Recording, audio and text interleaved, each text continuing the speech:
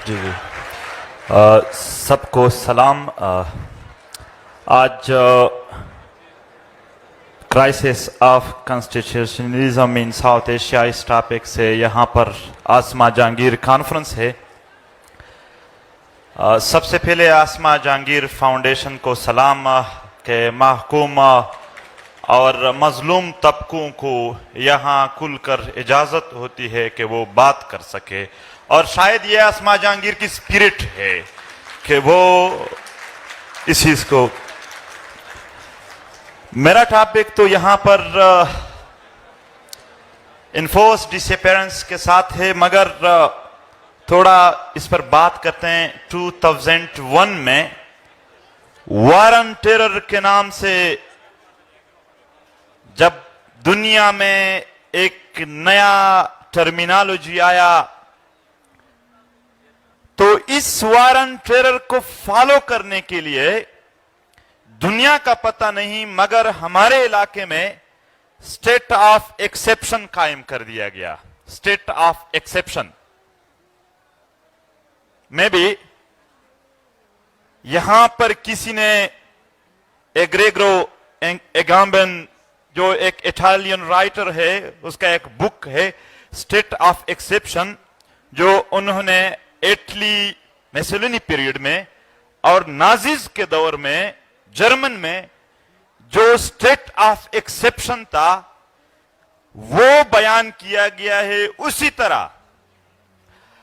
तरह एक state of exception पैदा किया गया। स्टेट ऑफ एक्सेप्शन की मानी यानी जो नॉर्मल रूल है वो चेंज कर दी गई। इवन यहां फौजियों के वर्दिया भी चेंज हो गए उसके साथ, और एक नैरेटिव पैदा की गई कि यहां पर कौमी सलामती को खतरा है। और फिर इस नाम पे कारोबार शुरू हो गया। हर वो जर्नलिस्ट टारगेट हुआ जो अवाम की बात कर रहा था। हर वो सियासी क़ियादत टारगेट हुआ जो अवाम की बात कर रहे थे, जो उस पॉलिसी के हक में नहीं थे, जो आम जमीनी हकायक को बयान कर रहे थे।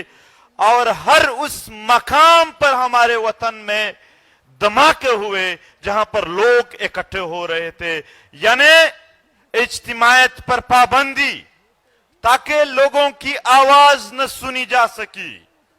ये गलत काम कर रहे थे, और गलत काम करने के लिए तारीकियों का होना जरूरी है, जहल जरूरी है इसके लिए कि लोग न समझ सके।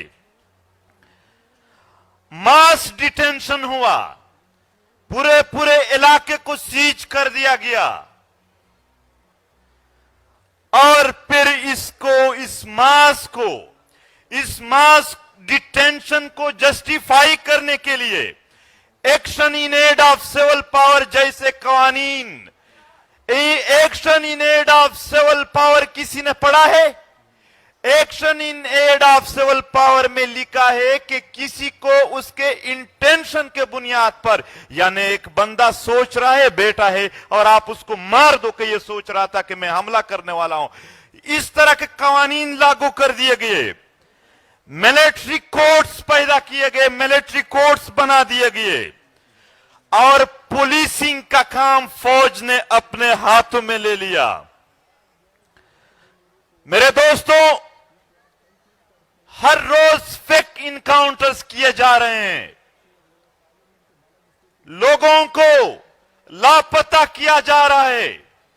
पेरिफ्रीज के लोग, पेरिफ्रीज के अवाम, महकूम कौमों के अवाम, वो बेरोजगार है, वो बेतालीम है, वो उनको सेहत के मौके नहीं है।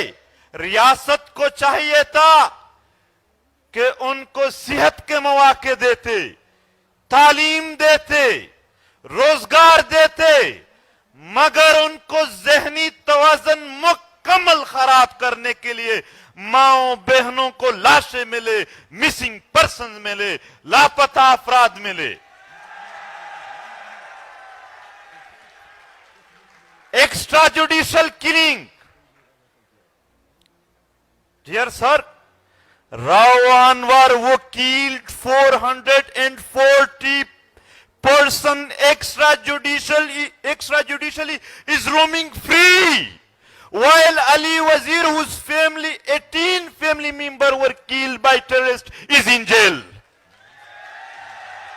This is justice in Pakistan.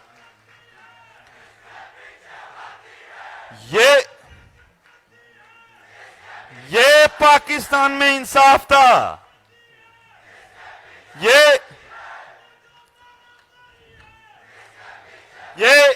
Just 1 minute, आराम आराम आराम आराम आराम. मैं अपने मैं तकरीर पूरा कर दूं, आखिर में आप लोग करें फिर.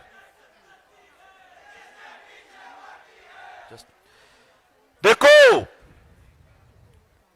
और रियासती जबर को, इस पॉइंट को नोट करें, रियासती जबर को कवर करने के लिए ऐसे ऐसे ग्रुप्स बना दिए गए कि उनके जुल्म के बाद किसी मजलूम के जहन में इंसाफ और अदालत की कोई तवक्को न रहे. यानी तालिबान, यानी बलूचिस्तान में डेथ स्क्वाड्स, वो ऐसे ऐसे तरीके बना दिए गए कि आम आवाम के जहन में ये कोई आफत समझे और वो अदालत और इनकी तरफ कोई रुजू भी न कर सके. इस नैरेटिव को स्ट्रेंथन करने के लिए बहुत खून बहाया गया और फिर दुनिया से डॉलर लिए गए. यहां लोग पूछेंगे कि क्या फायदा है इस जर्नलों को, इन पॉलिसियों का. मैं फायदे बताता हूं. जब ये बदअमनी पैदा कर देते हैं, फिर अमन के नाम पर जब आ जाते हैं तो जो मिनरल्स होते हैं, जो रिसोर्सेज होते हैं, उन पर कब्जा कर देते हैं और फिर बैरूनी दुनिया से इस नाम पर कि हम तो दहशतगर्दी के खिलाफ लड़ते हैं, डॉलर लेते हैं. हमको बैरूनी फंड कहने वाले लोगों, उनको एक पैसे का सबूत नहीं है, जबकि ये खुद 33 अरब डॉलर ले चुके हैं. अरबों डॉलर ले गए कि हमने यहां पर दहशतगर्दी को खत्म करना है. यार नारेबाजी नहीं. मैं भाईजान, मुझे कंप्लीट करने दे, फिर आखिर में आप लोग देखो. आज ऐसा नहीं है, ये पापा जॉन्स और ऑस्ट्रेलिया के जजीरे मुफ्त में नहीं आए हैं. हमारा खून बहाया गया है, हमारे माओं के इतने आंसू बहाए गए, पूरा सैलाब बनता है उनसे, उनके लिए. और फिर यहां पर कहा जाता है, हमें मुख्तलिफ बहाने और मुख्तलिफ उम्मीदें दिए जाते हैं. कहता है निजाम फरसुदा निजाम. कोई निजाम नहीं है, यहां सिर्फ वीगो डाले हैं. इस निजाम में अदालतों का नहीं माना जा रहा है, वीगो डालों के जरिए ये चला रहे हैं निजाम को. मोहतरम, गुंडागर्दी शुरू है. अगर आपने यहां कोई बात की तो ये नहीं कहेंगे कि कानून, ये नहीं कहेंगे कि आईन, ये नहीं कहेंगे कि अदालत हरकत में आ जाएगी, वीगो डाले हरकत में आ जाएंगे, ये बात कहेंगे आपको. और अब एक बार फिर पश्तून बेल्ट में मुसल्लह तंजीमों को लाया गया है. मुज़ाकरात के नाम पर दोबारा उनको वहां फाल कर दिया गया. 20 साल ऑपरेशन हुए, 20 साल लोगों का खून बहाया गया इस मकसद के लिए. देखो 20 साल में क्या क्या नहीं हुए. एपीएस के बच्चों का खून बहाया गया, क्वेटा के वो कला का खून बहाया गया और इस वतन के हर घर का और हर तबका फिक्र के लोगों का खून बहाया गया। आखिर में कहा गया कि अब हम दोबारा ला रहे हैं। तो फिर ये 20 साल का ड्रामा किस लिए किया था? दोबारा लाए गए, सवात में, बुनेर में, बाजावड़ से लेकर वजीरिस्तान तक पूरे कबायली पट्टी में दोबारा हालात खराब कर दिए गए हैं। मगर इस बार पश्तून अवाम अपने सरजमीन पर किसी भी दहशतगर्दी को नहीं मानते, ये न छोड़ेंगे। वहां हम उम्मीदें रखें तो किससे उम्मीदें रखें? पार्लियामेंट से। पार्लियामेंट जर्नलों के इजाजत के बगैर हमारे अमन के लिए एक मीटिंग भी नहीं कर सकती है।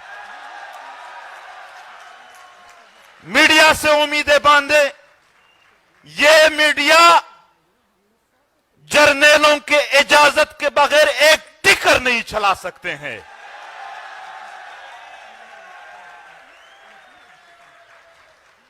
अदलिया से हम उम्मीदें रखें। 500 लाशें नश्तर अस्पताल के ऊपर पड़े हैं, उस पर समोटो एक्शन नहीं लिया गया। अली वजीर को जमानत देने के बावजूद भी उसके अदालत के फैसलों को किसी ने नहीं माना। क्या उम्मीदें रखेंगे? हम अभी ये चंद हफ्तों से पश्तून बेल्ट में इख्तिजाजी मुजाहरे जारी है। एक अजीब सी बात बताता हूं, ये वहां के एमपीएस या एमएनएस के दिल शिकने के लिए नहीं है कि उसके हौसले टूट जाए और ना आए, बल्कि एक हकीकत के तौर पर मैं पेश करता हूं। हम नारे लगा रहे थे अवाम के, हम अमन चाहते हैं। मरकजी और सूबाई हुकूमत के एमपीएस एमएनएस हमारे साथ खड़े थे, वो हमसे ज्यादा नारे लगा रहे थे कि हम भी अमन चाहते। भाई हम तो आप लोगों से अमन चाह रहे थे, आप किससे अमन चाह रहे हो?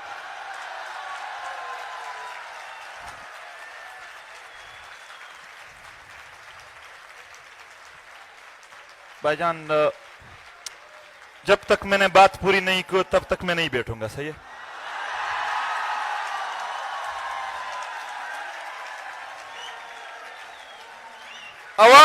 अब हल क्या है? हल क्या है? हल बताता हूं। अवाम ने मुजाहमत करना होगा। मुजाहमत के जरिए हम इन सारे इदारों को प्रेशराइज कर सकते हैं। मुजाहमत के जरिए हम इस सारे हालात को चेंज कर सकते हैं। अवाम खुद उठेंगे तो उनकी बात सुनी भी जाएगी और मानी भी जाएगी। अगर अवाम बैठे रहे, अगर अवाम खामोश थे, अगर अवाम में मुतहरक नहीं थे, अगर अवाम मुनज़्ज़म नहीं थे, तो ये हालात ऐसे ही रहेंगे। और मैं यहां पर मौजूदा हुकूमत की एक बात करता हूं। ये जब अपोजिशन में थे तो हर रोज अली वजीर के प्रोडक्शन ऑर्डर का मुतालबा करते थे। अदालत जब वोट का मरहला आया तो अदालत में यही अपोजिशन वाले चले गए कि क्यों प्रोडक्शन ऑर्डर जारी नहीं करते। लेकिन जब उनकी अपनी हुकूमत आई तो आज अली वजीर जेल में, कोई प्रोडक्शन ऑर्डर नहीं है। वजीर आजम को अली वजीर का वोट चाहिए था, मगर आज अली वजीर के लिए एक लफ्ज भी अदा नहीं किया इसने। हाल यही है कि हमें बताया जाता है, आखिर में करे भाईजान, हमें बताया जाता है, हमें बताया जाता है कि अगर फलाने की हुकूमत आ गई तो आप लोगों के मसाइल हल हो जाएंगे। फिर आखिर में कहते थे इसको हटाते हैं, फलाने की हुकूमत आ जाएगी तो आपके मसाइल हल होंगे। सब आ गए, सब चले गए, हमारे मसाइल वही है। क्यों? क्योंकि यहां हुकूमत नहीं, हुकूमत कंट्रोल में है, जमहूरियत नहीं, बादशाहत है। चीफ ऑफ आर्मी स्टाफ बादशाह बना हुआ है, सब कुछ अहकामात वो जारी करते हैं।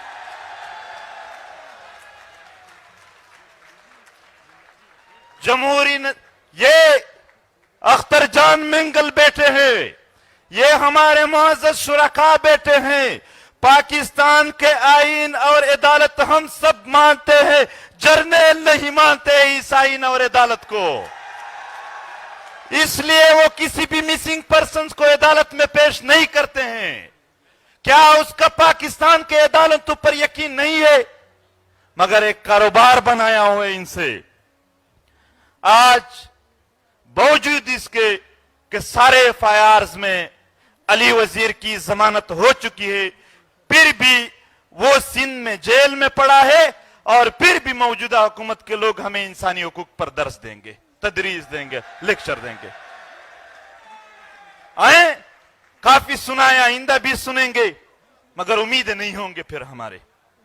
दोस्तों, यहां ही करीब रियाज खान यूनिवर्सिटी का एक स्टूडेंट है, वो जेल में पड़ा है और आज उसके लिए कोई बात नहीं है। मैं आसमा जहांगीर फाउंडेशन और जितने भी दोस्त हैं उनका शुक्रिया अदा करता हूं।